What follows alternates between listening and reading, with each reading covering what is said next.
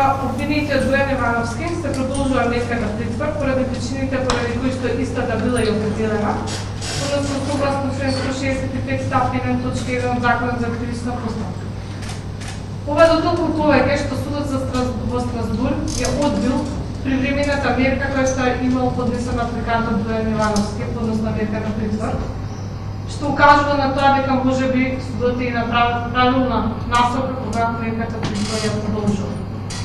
Односно предлогот за замена на мерката куќен притвор со мерка притвор за обвинетата Катица Јанева,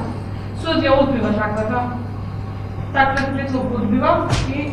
спрема обвинетата Катица Јанева се продолжува мерката куќен притвор поради причините предвидени во член 165 став 1 точка 1 од Законот за кривична постапка.